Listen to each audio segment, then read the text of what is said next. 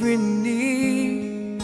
You satisfy me with your love, and all I have in you is more than enough.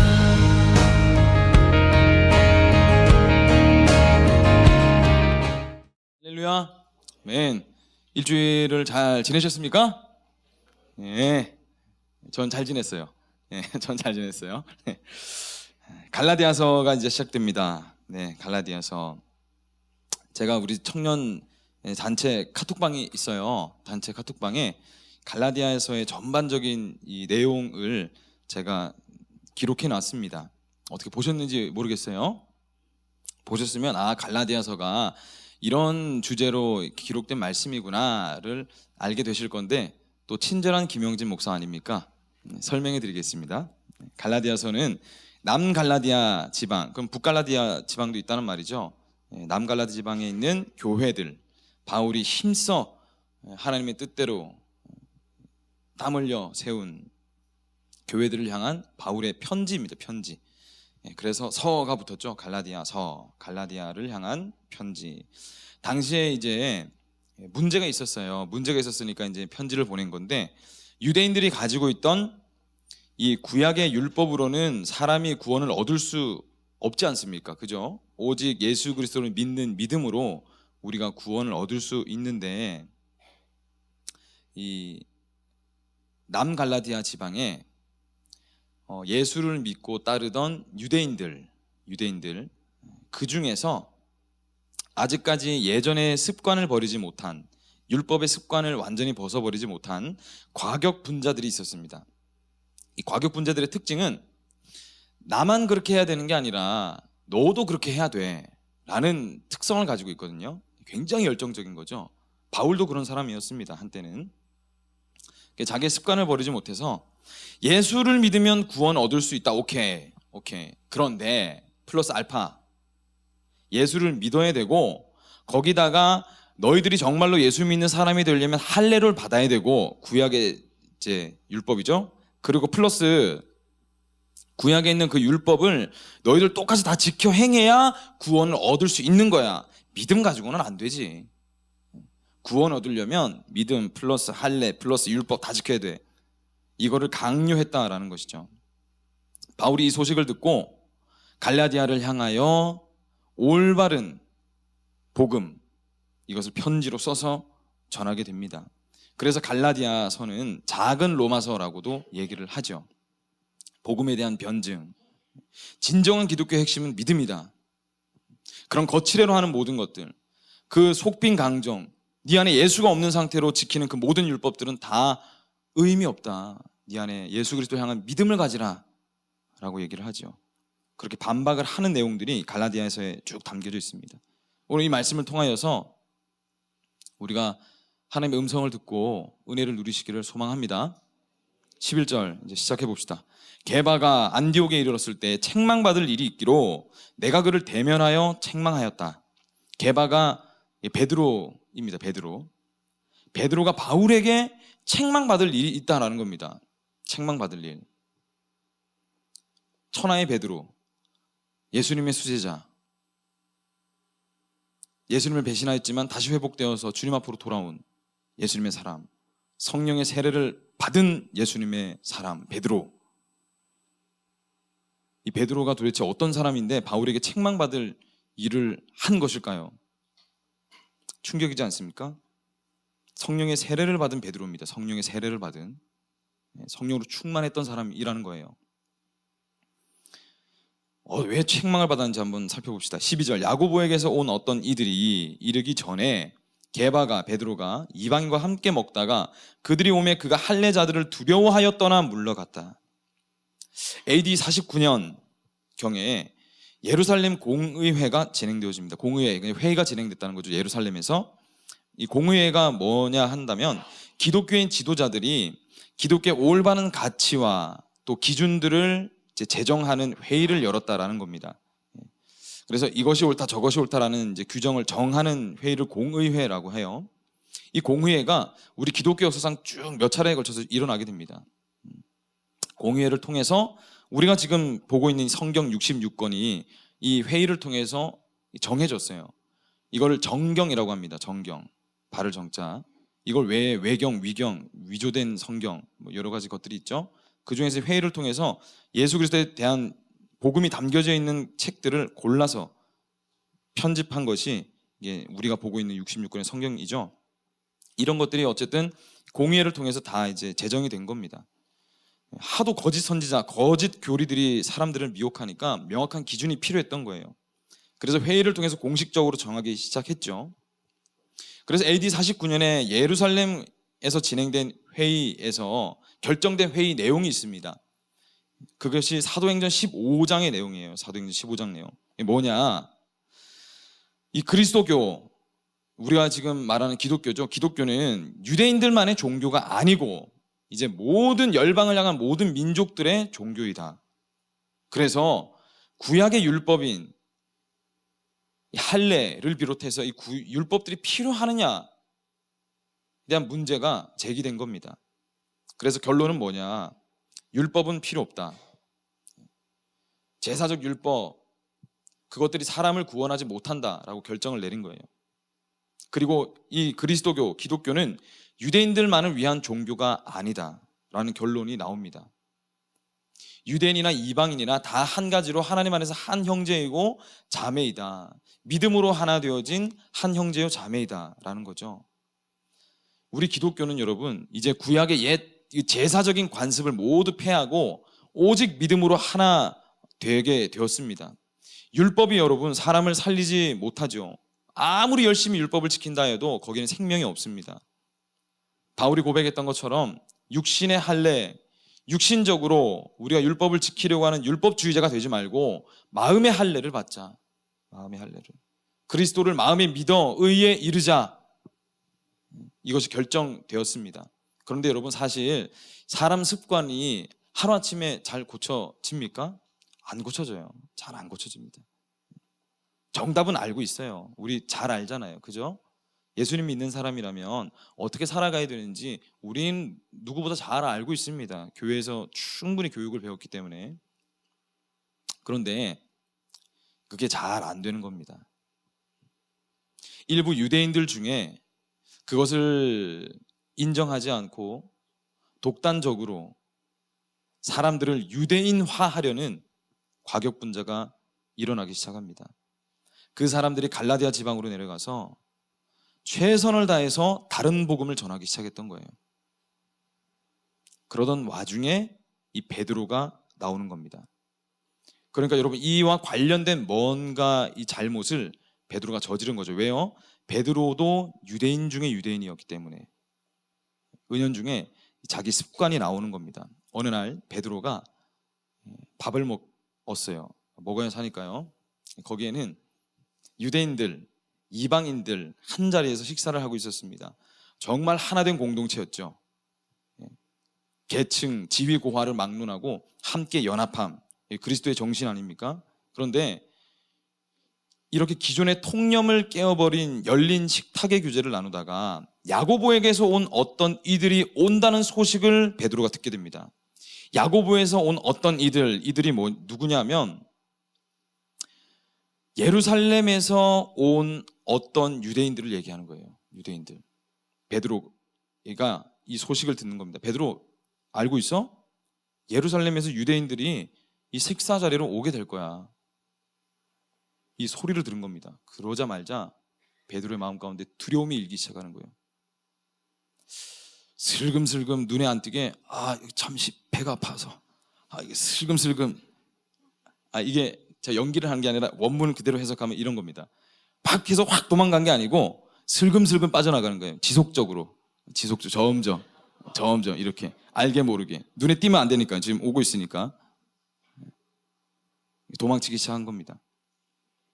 그리고 그 모습을 보고 덩달아서 함께 식사를 하고 있던 유대인들, 그리고 덩달아서 함께 식사하고 있던 바나바까지도 휩쓸려서 그런 행동을 함께 저지르게 됩니다. 함께. 당시 철저한 유대 관습주의 사람들, 예수 믿고 공식적인 규정이 공포되었음에도 유대인은 유대인들끼리, 이방인은 이방인들끼리 관습을 철저하게 따랐다고 해요. 이것이 맞다, 맞는 일이다 라고 생각했던 거죠. 어떻게 그걸 버릴 수 있나? 이게 정답인데 라고 했던 겁니다. 그리고 우리가 지금 좀 전에 나눴듯이 일부 유대인들은 자기 뜻을 함께하지 않는 유대인들 철저하게 배격하고 비난했어요. 여러분, 도대체 얼마나 스스로 이 옳다라고 생각하면 그렇게 할 수 있을까요? 베드로도 그 사실을 잘 알고 있었습니다. 괜히 내가 이방인들하고 밥 먹다가 괜히 욕먹게 생겼는데 골치 아프게 생겼으니까 슬금슬금 빠져나가야 되겠다. 베드로가 이렇게 생각했어요. 사람들로부터 비난을 당하지 않으려고 움츠러들었다는 겁니다. 우리가 여러분 이 예전 습관과 관습으로부터 벗어난다는 것이 얼마나 어려운 일인지 이 베드로를 통해서 보게 됩니다. 된다, 되네, 된다라고 했지만 어느 날 또 돌아보면 제자리로 돌아가 있는 우리를 발견하게 되잖아요. 그렇죠? 오늘부터 다이어트 열심히 해봐야 되겠다 했는데 저녁 되면 오늘 누구 신방해야 되지 하면서 포기하고 내심 그래도 자연스러웠어 그러니까 하는 김 목사의 모습. 요즘 여러분 우리는 어떻습니까? 여러분은 스스로 무엇이 맞다라고 생각하고 또 무엇이 틀렸다라고 생각하면서 살고 계세요. 이것을 양분하고 구분하는 것, 우리가 정말 정확하게 구별하고 구분해야 하는 일이라고 생각합니다. 사랑하고 섬기고 모이기를 패하는 세상과 다르게 더욱 모이기에 힘쓰고 약자를 보호하고 내 기준에서 사람들을 함부로 판단하고 정죄하지 않고 이해하고 관용하고 품어주고 잘못이 보이면 드러내고 찌르는 것이 아니라 이해하려고 애쓰는 것, 나도 저럴 수 있지 않을까 하고 한 번쯤 생각해 보는 것 다 알고 있잖아요. 그런데 여러분 그렇게 잘 됩니까? 제가 초등학교 3학년 때, 4학년 때였을 거예요. 제 자랑일 수도 있습니다. 교만한 사람이라고 판단치 마시기 바랍니다. 반에서 한 친구가 눈병에 걸렸어요. 눈병. 주변의 친구들이 어떻게 행동했을 것 같으세요? 요즘 같으면 야, 나도 눈병 한번 걸려보자. 야, 이렇게 해가지고 같이 눈병 걸려서 학교 다 나가겠죠. 쉬고. 제가 초등학교 때만 해도 그렇지. 제가 늙었네요 벌써. 좀 순수했던 것 같아요. 다들 그 친구한테서 일부러 멀리하고 얼굴 찌푸리고 마치 이게 불결한 이렇게 물건이 있는 것 마냥 사람을 닿기도 싫다는 듯이 대하기 시작하는 겁니다. 멀리하는 거예요. 벌써 눈병. 닿지도 마.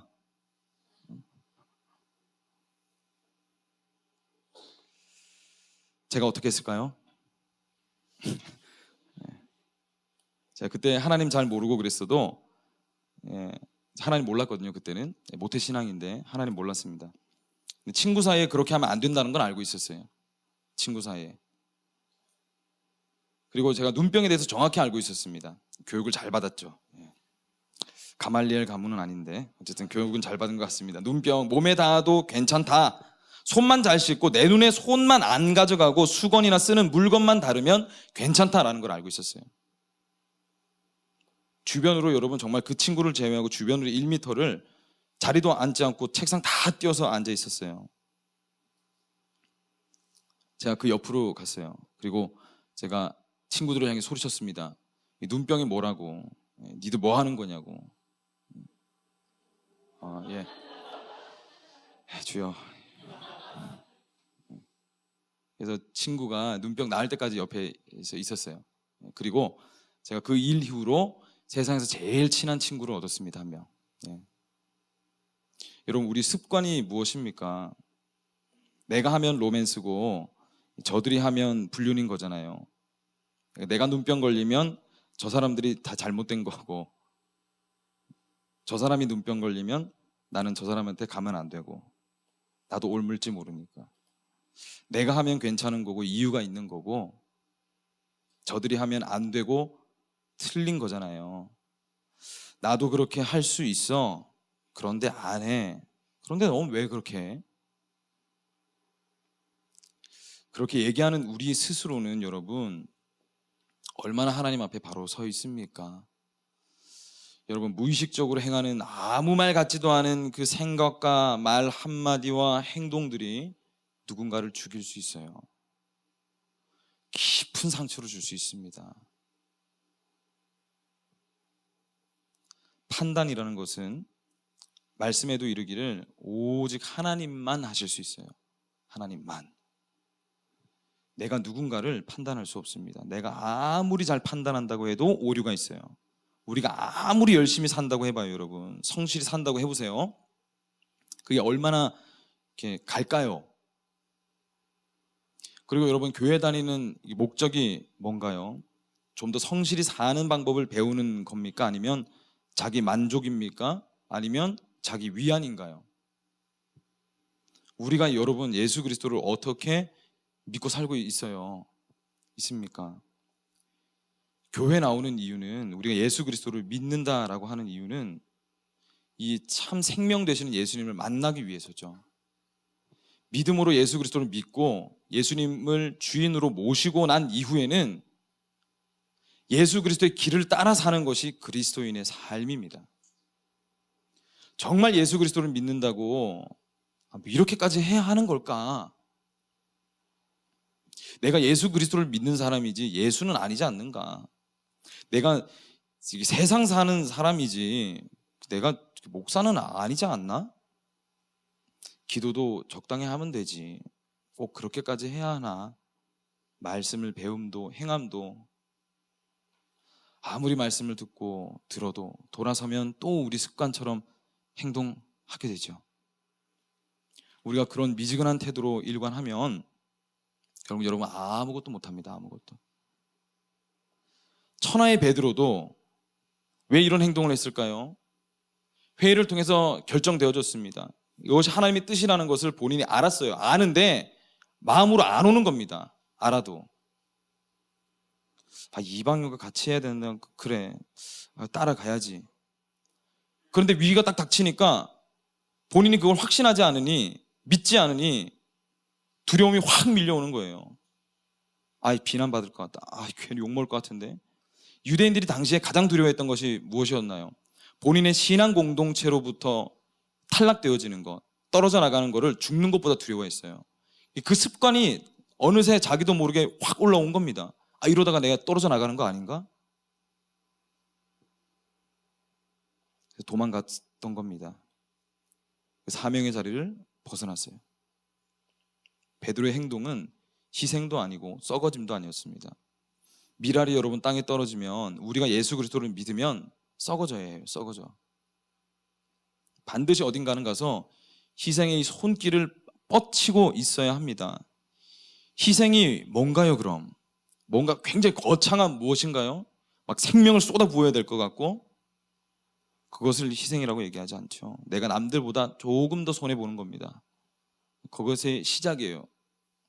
시작도 못하는데 어떻게 내 생명을 쏟아 부을 수 있겠습니까? 니만 입이냐 나도 입이다. 네 시간만 시간이냐 내 시간도 시간이다. 전혀 우리가 손해 안 보고 희생하려고 하지 않으면 우리 인생은 추해집니다. 추해져요. 희생하지 않는 인생은.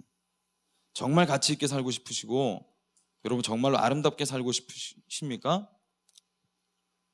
말 한마디, 생각 한 토막부터 희생할 각오를 해야 합니다. 말 한마디예요. 생각 한 토막이고 크지 않습니다. 근데 거기서부터 희생이 시작되는 거예요. 제가 여러분 교육부에 교사가 없어요. 여러분들의 헌신이 필요합니다. 제가 말씀을 드린 적이 있고, 여러분 기도하셔야 됩니다. 기도하셔야 돼요. 교회에 나오셔서 기도하세요. 금요철야 기도하셔야 됩니다. 이렇게 제가 도전을 던져드린 적도 있고, 우리 전 청년들은 리더화 되어야 합니다라고 또 도전을 던져드린 적도 있습니다. 왜 제가 이런 도전을 여러분들에게 던져드릴까요? 여러분 살리려고 그러는 거죠. 여러분 살리려고. 대충 주일만 나 시간 날 때 그렇게 교회에 와서 예배 1시간쯤 드리고 내가 예수 믿는다, 내 의무를 다 했다, 이것이 정말 의무를 다한 것일까? 라고 한 번쯤은 생각해 봤으면 좋겠습니다. 아닐 수도 있기 때문에 그래요. 정말 그럴 수도 있는데 아닐 수도 있기 때문에. 예수님이 우리를 위해서 우리가 생각하고 있는 것처럼 희생하셨습니까? 전부를 주셨죠. 전부를. 결국 여러분, 이것은 예수를 만나야 이해가 되어집니다. 그런데 만나려면 하나님께서 여러분 앞에 데려놓은 제 말에 한 번쯤 귀를 기울여 보세요.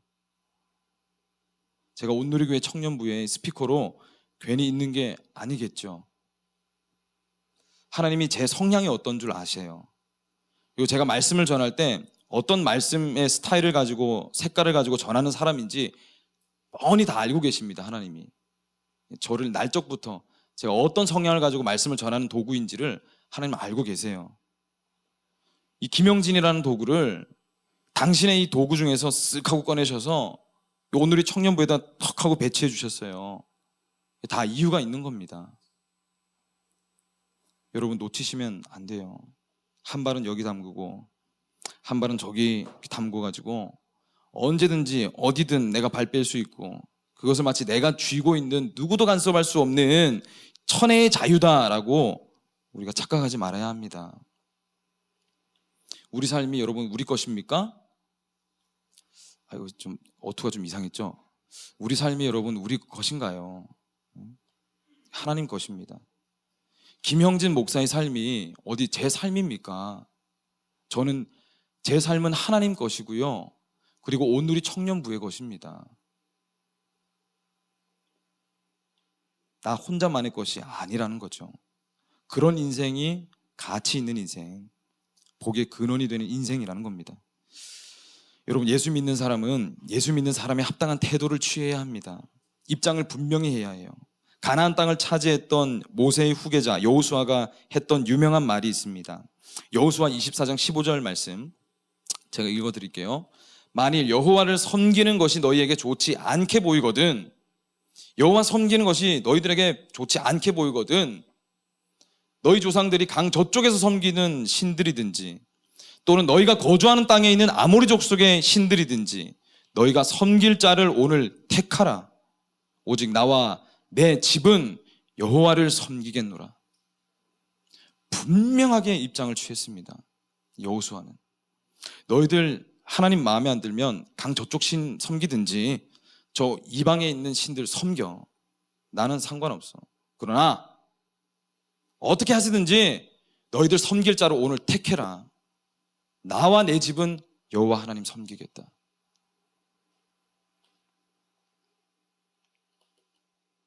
입장을 분명히 해야 합니다. 분명히. 13절 말씀. 남은 유대인들도 그와 같이 외식함으로 바나바도 그들의 외식에 유혹되었느니라. 제가 말씀드렸죠.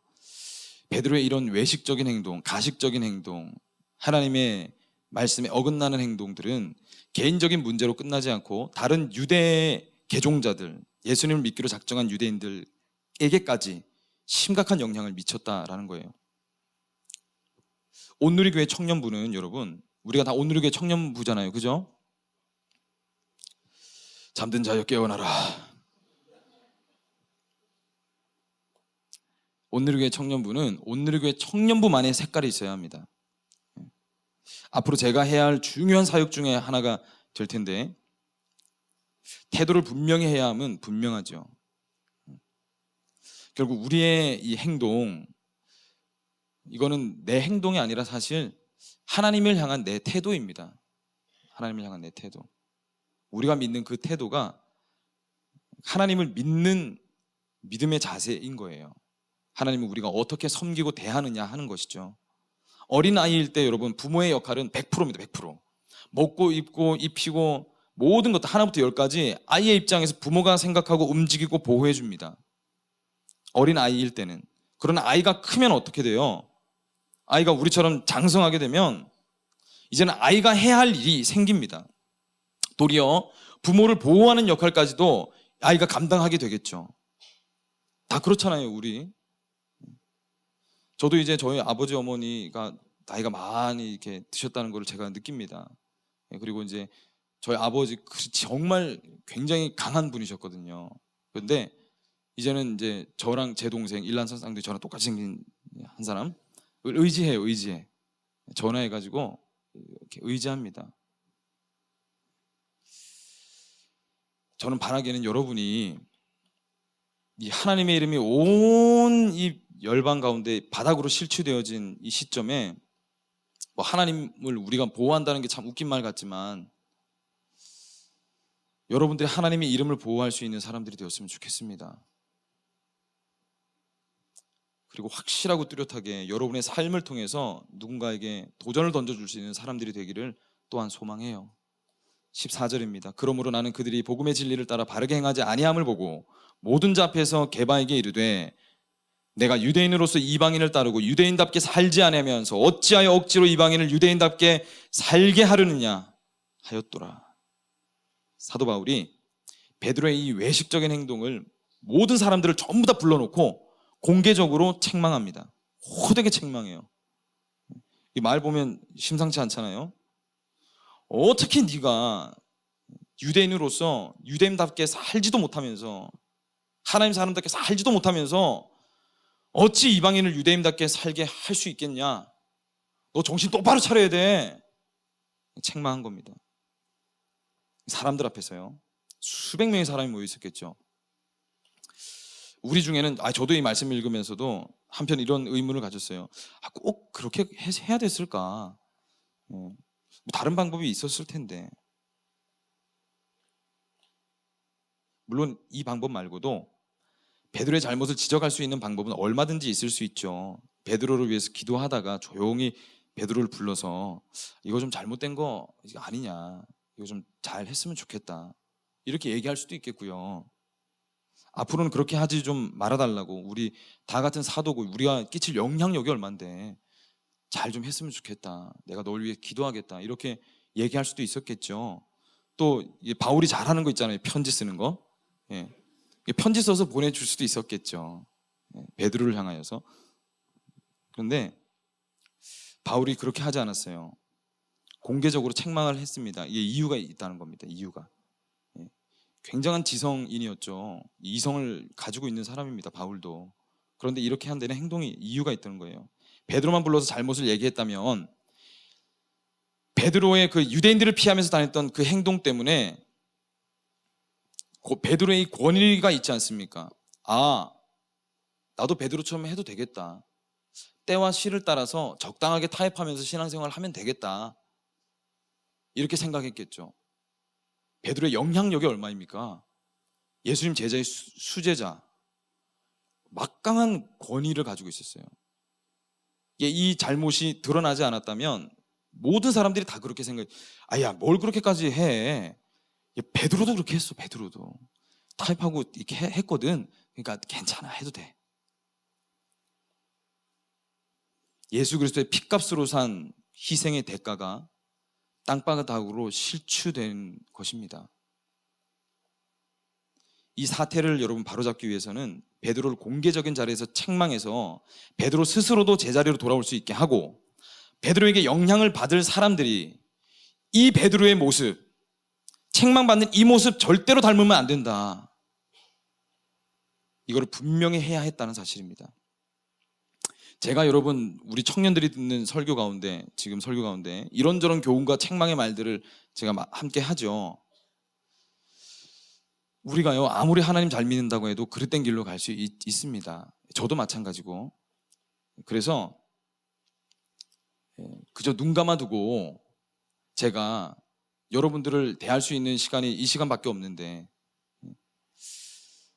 뭔가 한 사람이라도 더 교회에 데려다 앉혀놓으려고 이도저도 아닌 말들로 이 설교 시간을 채운다는 것은 교회로서 제 역할을 감당하지 않는 책임 회피에 불과합니다.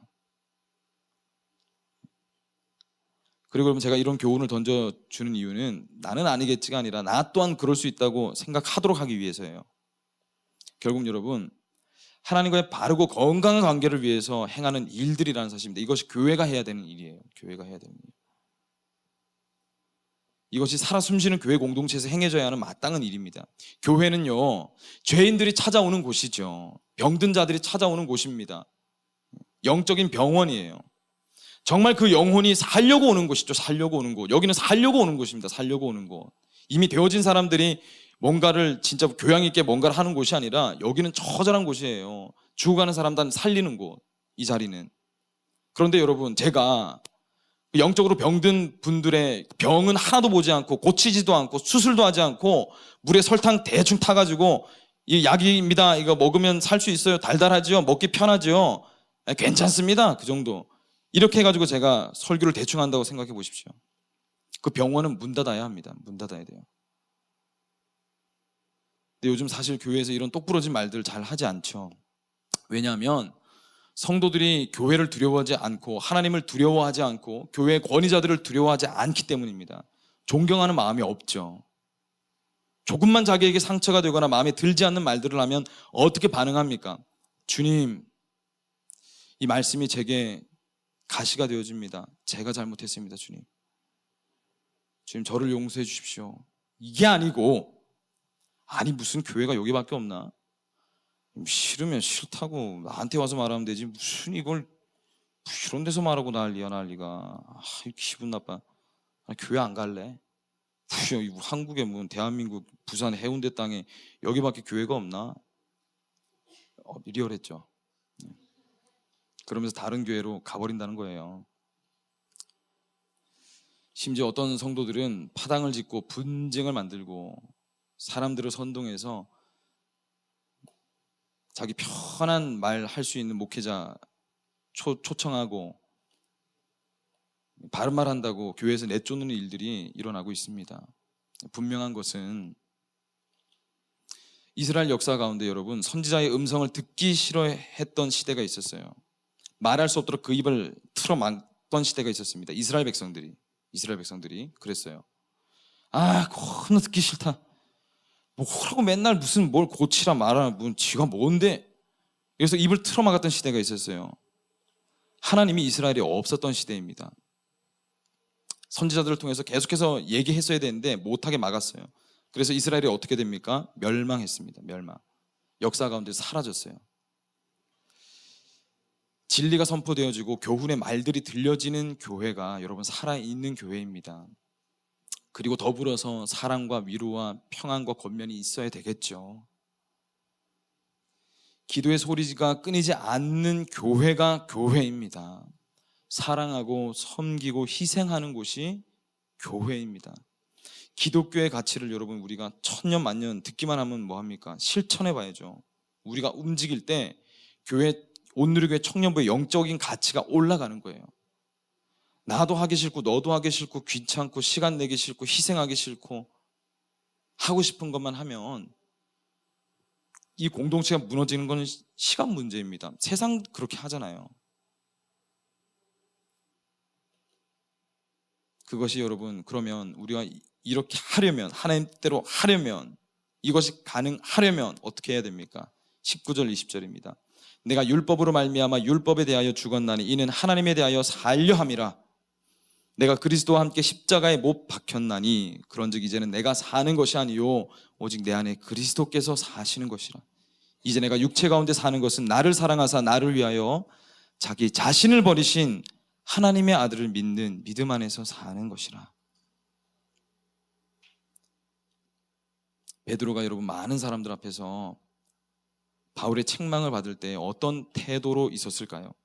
눈을 이렇게 180도로 꺾으면서 너 한번 두고 보자 이렇게 했나요? 베드로는 겸손하게 자신의 잘못을 인정하고 책망을 100% 받아들였습니다. 이후에 베드로가 사도 바울을 대하는 태도를 보면 알 수 있죠. 베드로후서 3장 15절에 보면 이렇게 중간에 얘기합니다. 우리가 사랑하는 형제 바울이라고 얘기해요. 베드로가 우리가 사랑하는 형제 바울.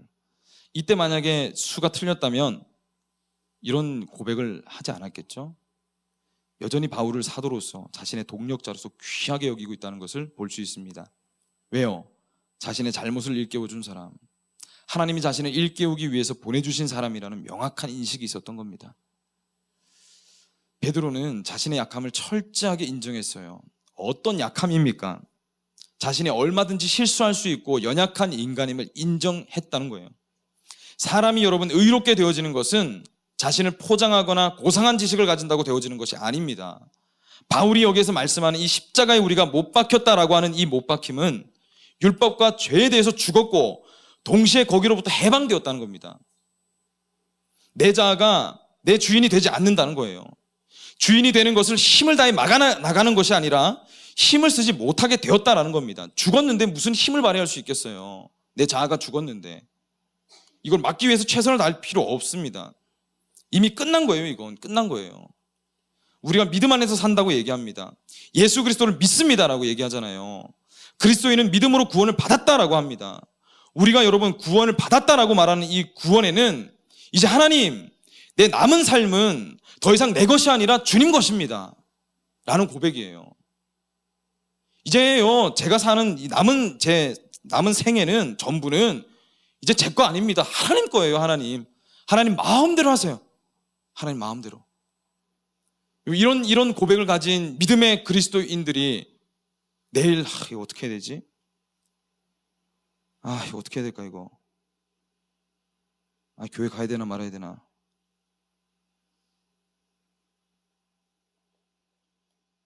저 사람 겁나 짜증나는데?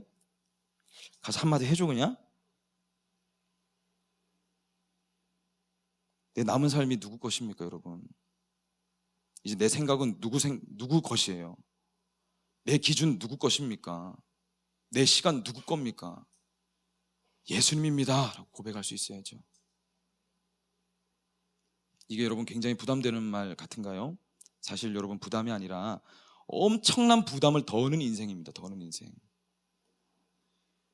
이 내려놓음으로 끝나는 것이 아니라 내려놓음으로 해방되는 거예요. 해방되는 거. 너의 인생의 그 무거운 짐, 그 걱정들 예수님이 대신 져 주시겠다는 의미인 거예요. 길어도 100년, 이 100년이라는 시간 안에 우리가 승부를 봐야 되지 않습니까? 세상 사람들은 뭔가 이름을 알려야 되고 뭔가 끝장을 봐야 되고 그 이후에는 어떻게 될지 모르는 막연한 인생으로 걱정하며 사는 인생, 우리 이제 아니어도 되는 거잖아요. 그 인생 우리 안 살아도 되는 거잖아요. 영원히 있으니까. 영원한 소망이 있으니까요. 사람으로 살면서 이전에 살던 습관을 포기한다는 것은 결코 쉬운 일이 아닐 겁니다. 그러나 십자가에 못 박아야 하죠. 내가 사라질 때, 내 고집스러운 자아가 죽어질 때 그리스도가 내 인생에서 나타나기 시작합니다. 내 못되고 삐뚤어지고 내 마음에 안 든다고 저희를 십자가에 못 박지 마시고 나의 이 자아를 못 박으시기 바랍니다. 로마서 12장 2절 말씀, 너희는 이 세대를 본받지 말고 오직 마음을 새롭게 함으로 변화를 받아 하나님의 선하시고 기뻐하시고 온전하신 뜻이 무엇인지 분별하도록 하라. 하나님의 선하시고 기뻐하시고 온전하신 뜻이 분별해봐라. 내가 뭘 원하고 뭘 이루고 뭘 해야 될 것인지를 위해서 분별해봐라가 아니죠. 하나님의 선하시고 기뻐하시고 온전하신 뜻입니다. 우리를 살리신 하나님. 홈런왕 박병호 선수를 아시나요? 메이저리그에서 활약을 하고 있는 홈런 잘 치는 야구 선수. 저는 그 정도만 압니다. 저는 이 선수를 잘 몰라요. 그러나 박병호 선수의 일화를 제가 하나 알고 있습니다. 아마추어 시절에 붙은 박병호 선수의 별명이 홈런왕입니다. 홈런을 너무 잘 때려서 붙은 별명이죠. 그런데 이 프로로 데뷔하고 나니까 엄청나게 삼진아웃을 많이 당하는 겁니다. 그래서 새롭게 붙은 별명, 삼진아웃 잘 당하는 홈런왕. 그래서 이 박병호 선수가 삼진 당하면 안 되겠다, 이거부터 좀 이렇게 어떻게 좀 해봐야 되겠다 해서 자기 스윙 폼을, 원래는 굉장히 과격하고 적극적인 스윙 폼인데 이거를 조금 소극적으로 스윙 폼을 바꿉니다. 배트를 완전히 밖으로 휘두르는 타격폼에서 소심한 안타라도 쳐야지 하는 타격폼으로 바뀐 거죠. 실속적인 타격폼이죠. 삼진 안 당하려고 안타라도 치려고. 그러나 이 팀의 감독이 박병호 선수를 찾아와서는 이렇게 당부했다고 합니다. 내가 감독으로 있는 한 너는 무조건 4번 타자다. 이 4번 타자가 메인 타자거든요. 너 그 자리 벗어나지 않을 거니까 걱정하지 말고 50번 공 던져서 50번 삼진 당해도 괜찮아. 그러니까 타격폼 바꾸지 말고 너 하고 싶은 대로, 너 할 수 있는 대로 해. 상대방에게 위협을 그대로 줬으면 좋겠다. 원래 타격폼으로 마음껏 휘둘러라라고 한마디 던져줬다고 합니다. 이 스승의 말 한마디에 여러분 박병호 선수가 힘을 얻고 이전의 홈런 왕의 실력을 갖추게 됐다고 해요. 무엇이 여러분 우리가 예수 그리스도의 길을 따라가게 하는데 두려움을 주고 있습니까? 두려워하지 마십시오. 예수님이 함께 하십니다. 주님 믿는 것 때문에 움츠러들지 마시고 제대로 하나님 믿으시면 됩니다. 자기를 부인하고요, 자기 십자가를 지고 내가 싫은 것 한번 해보고 따르시기 바랍니다. 하나님 마음으로 하루를 살더라도 그렇게 살아가시기를 바랍니다. 하나님은 어떻게 하실까? 이 상황 가운데서 예수님은 어떻게 하실까를 질문해 보시기 바랍니다. 배운 것을 잘 적용해 보세요. 우리가 5개월 동안 배웠습니다. 이것을 저와 함께. 갈라디아서 2장 20절은 바울의 이런 상황들 가운데서 나온 바울의 고백입니다. 이제는 내가 그리스도의 십자가에 못 박힌 사람이다 라는 고백이 바울의 이 상황 가운데서 나왔어요. 이제 우리의 상황입니다. 우리의 상황 가운데서 우리는 어떤 고백을 해야 될까요? 여러분은 지금 어떤 고백으로 나오고 있습니까? 바라기는 여러분, 도중에 포기하지 마시고 계속해서 십자가 그 길, 정답이거든요. 그 길 걸어가시면 됩니다. 그리고 오늘 이 바울의 고백과 같이 내가 그리스도와 함께 십자가에 못 박혔나니 그런즉 이젠 내가 사는 것 아니고 내 안에 그리스도께서 사시는 것이라. 이제 내 남은 삶은 내 것이 아니고요, 주님, 날 살려주신 주님 것입니다. 주님 뜻대로 하소서. 이전의 관습들 쫓아가지 않겠습니다. 오늘 다시 한 번 더 결단합니다. 주님, 제가 주님 따라 살겠습니다. 오늘 이 고백이 저와 여러분들에게서 터져나올 수 있는 은혜가 있기를 소망합니다. 함께 우리 찬양하며 나아갑시다.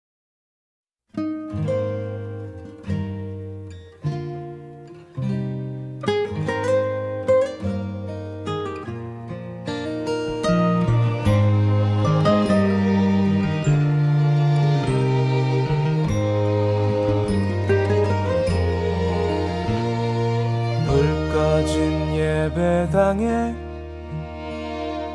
들리던 그 목소리, 이제는 뵐 수 없는 그 권사님의 찬송 소리. 노래는 어눌해도 늘 같은 곡이어도 헛헛한 내 안의 텅 빈 마음속 위로였어.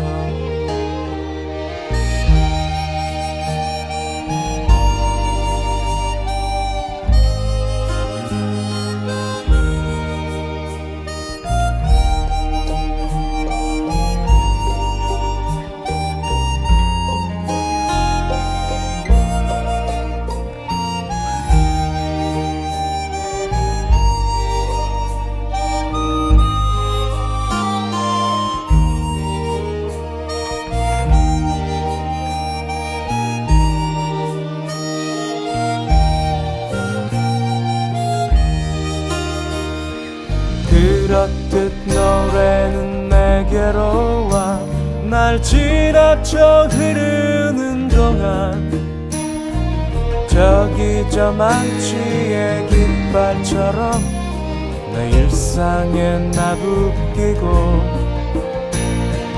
그렇듯 찬송은 내게로 와 오히려 나의 삶이 되고, 여기 내 곁에 이 기타처럼 날 노래할 수 있게 해.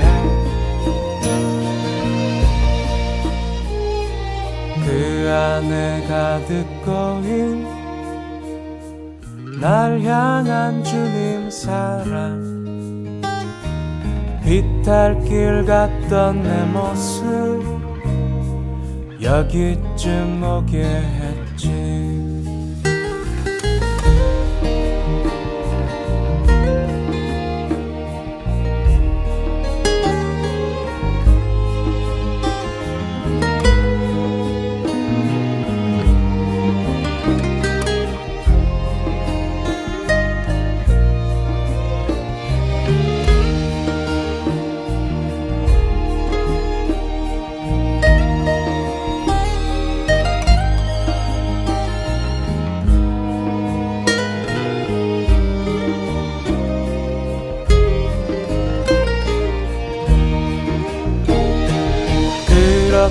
노래는 내게로 와 날 지나쳐 흐르는 동안 저기 저 만취의 깃발처럼 내 일상에 나부끼고 그렇듯 찬송은 내게로 와 오히려 나의 삶이 되고 여기 내 곁에 이 기타처럼 날 노래할 수 있게 해